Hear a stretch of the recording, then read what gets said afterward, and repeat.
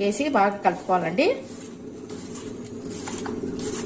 చాలా బాగుంటుంది. అప్పటికప్పుడు చేసుకొని తింటే చాలా బాగుంటుందండి.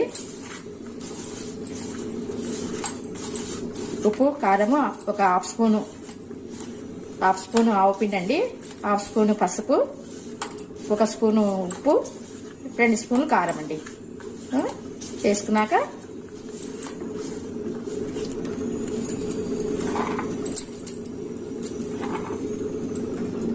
ఇట్లా ఆపు నిమ్మది చెక్క తీసుకొని ఆకు పడుతుందండి. దీనికి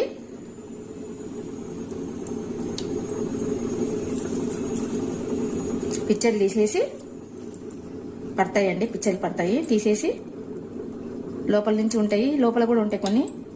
ఇట్లా తీసేసుకొని తినండి.